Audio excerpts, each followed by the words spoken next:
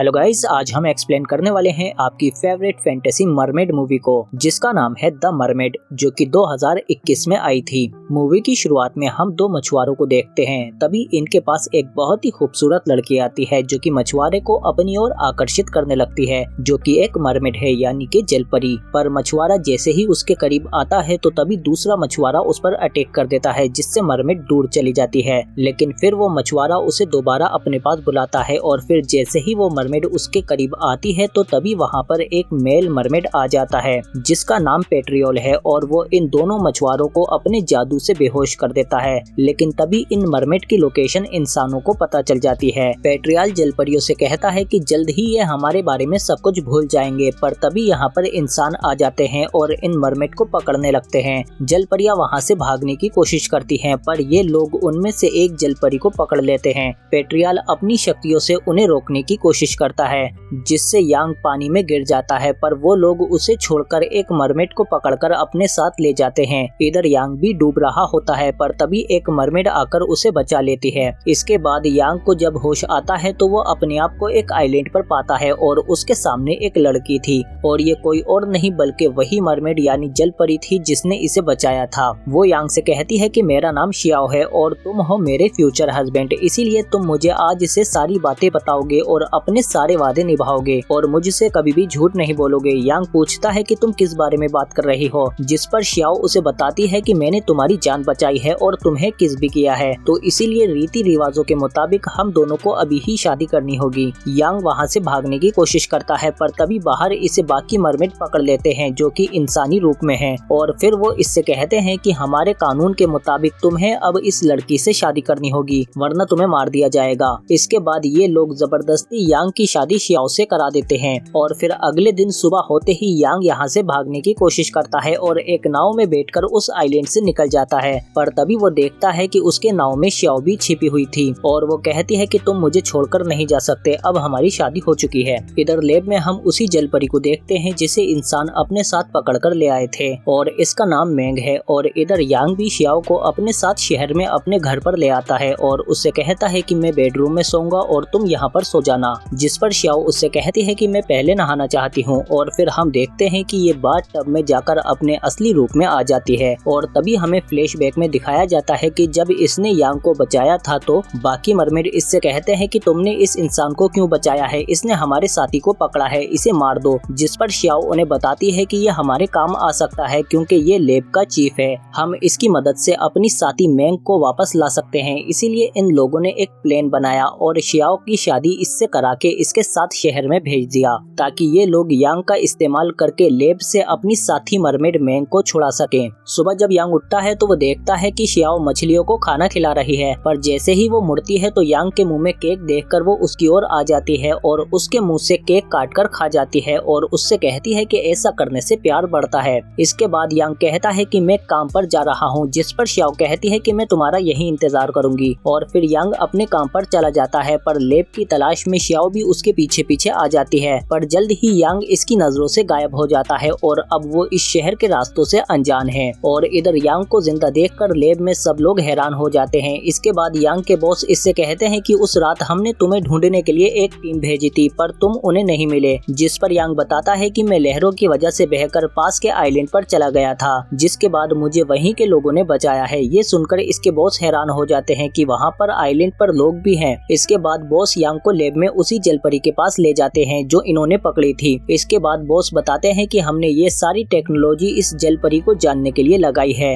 अब तुम ही इस रिसर्च के हेड हो। इसके बाद यांग जब वापस घर आता है तो वो देखता है कि शियाओ यहाँ पर नहीं है, और इधर हम देखते हैं कि शियाओ शहर में खो गई है, और फिर यांग भी उसे ढूंढने के लिए चला जाता है और सबसे उसके बारे में पूछने लगता है, और ऐसे ही रात हो जाती है। पर फिर यांग देखता है कि कुछ लोग जबरदस्ती शियाओ को शराब पिलाने की कोशिश कर रहे हैं, पर यांग आकर उसे वहां से ले आता है। और इधर लेब में लगातार उस मरमेड से खून निकालकर उस पर रिसर्च की जा रही थी। इधर यांग शियाओ को फोन देता है, पर शियाओ कहती है कि मुझे कल अपने साथ लेब में ले जाना, इससे मैं खोऊंगी भी नहीं। जिस पर यांग मान जाता है और फिर अगली सुबह शियाओ को उठाकर अपने साथ तैयार कराकर अपने लेब में ले आता है, और फिर ये शियाओ को लेब के बाहर छोड़कर अंदर उस मरमेड के पास चला जाता है, और वहाँ ये देखता है कि मरमेड की हालत लगातार बिगड़ती जा रही है। इसके बॉस इसे बताते हैं कि कल रात हमें इसके बारे में एक और बात पता चली है कि जमीन जमीन पर आते ही जल परियों की पूंछ पैर में बदल जाती है ताकि ये लोग जमीन पर भी रह सकें। इनके पैरों पर पानी डालते ही वो वापस से दुम में बदल जाती है। तभी हम देखते हैं कि शियाओ सबसे छुपकर लेब में यांग के पास आ जाती है। यांग इसे बाहर ले जाने लगता है पर इसके बॉस कहते हैं कि उसे अंदर आने दो और फिर मरमेड मैंग भी शियाओ को देखकर पहचान लेती है, पर शियाओ इन पर जाहिर होने नहीं देती कि वो जलपरी को जानती है, बल्कि वो इसे देखकर हैरान हो जाती है कि जलपरियां असल में होती हैं। यांग का बॉस उससे पूछता है कि क्या इसी ने तुम्हारी जान बचाई थी, और इधर शियाओ भी मरमेड को सीक्रेट सिग्नल देने लगती है कि हम तुम्हें बचा लेंगे। यांग का बॉस उससे कहता है कि इस लड़की के बारे में थोड़ा जान लो। तभी मरमेड भी गुस्से में आ जाती है, जिसके बाद यांग शियाओ को वहाँ से ले जाता है और फिर बाहर आकर वो उसके पैरों को देखने लगता है क्योंकि इसे उस पर शक हो गया है। और फिर घर आकर खाना खाने से पहले यांग जानबूझकर उसके पैरों पर पानी गिरा देता है ताकि वो चेक कर सके कि कहीं ये लड़की मरमेड तो नहीं है। पर पानी गिरने पर भी इसके पैर दुम में नहीं बदलते। और फिर हमें फ्लैशबैक में दिखाया जाता है कि यहाँ आने से पहले पेट्रियाल ने इसे एक खास तरह का मोती दिया था, जिसे पहनने के बाद पानी गिरने पर भी इसके पैर दुम में नहीं बदलेंगे। और फिर इस तरह से यांग का शक भी खत्म हो जाता है। इसके बाद सुबह उठकर ये दोनों बाहर टहलने के लिए आ जाते हैं और फिर इसके बाद ये दोनों एक बार में आ जाते हैं। और यहाँ पर शियाओ यांग से पूछती है कि तुम अपनी रिसर्च के लिए जल परियों पर इतना जुल्म क्यों करते हो, जिस पर वो कहता है कि ये साइंस का एक हिस्सा है जिसकी मदद से हम बाकी नई प्रजातियों के बारे में जान सकते हैं। जिस पर शियाओ पूछती है कि तुम्हारी जिंदगी में साइंस के अलावा कुछ और नहीं है क्या, और फिर शियाओ उससे नाराज होकर बाहर चली जाती है। इसके बाद यांग उसे मनाने के लिए कहता है कि मैं हमेशा यहाँ आता हूँ, पर आज पहली बार कोई मेरे साथ यहाँ आया है और मैं तुमसे कहना चाहता हूँ कि मैं तुमसे प्यार करने लगा हूँ। और फिर वो उसे अपनी माँ का कीमती ब्रेसलेट भी दे देता है। पर तभी पीछे से शियाओ का साथी यांग पर हमला करके उसे बेहोश कर देता है और उसका कार्ड लेकर ये दोनों लैब में अपनी साथी को छुड़ाने के लिए आ जाते हैं। पर तभी यहाँ पर अलार्म बज जाता है और सिक्योरिटी गार्ड इन्हें घेर लेते हैं। ये लोग उन्हें रोकने की कोशिश करते हैं और इधर यांग को भी होश आ जाता है। तभी उसके पास उसके बॉस का फोन आता है जो फौरन इसे लैब में बुलाते हैं। और इधर हम देखते हैं कि शियाओ वहाँ से भागकर पेट्रियाल के पास आ जाती है और उससे कहती है कि हम पर हमला हुआ था और उन लोगों ने मेरे साथी को भी पकड़ लिया है। जिस पर पेट्रियाल गुस्से में उससे कहता है कि लालची इंसान हमेशा हमारे घर को बर्बाद करते रहे हैं, हर दिन हम पर खतरा बढ़ता जा रहा है, इसीलिए हमें अब हमला करके वहाँ से अपने साथी को छुड़ाना होगा। इधर जब यांग लैब में आता है तो उसके बॉस उसे दिखाते हैं कि हमने एक और पकड़ लिया है, मैं पहले से ही जानता था कि इसके साथी इसे छुड़ाने जरूर आएंगे। इसके बाद ये इसे दिखाते हैं कि देखो ये अकेला नहीं आया था। पर यांग कहता है कि ये नामुमकिन है, मैंने खुद उसके पैरों पर पानी गिराया था। जिस पर इसके बॉस कहते हैं कि हम मरमेड के बारे में ज्यादा कुछ नहीं जानते कि वो और क्या क्या कर सकती हैं,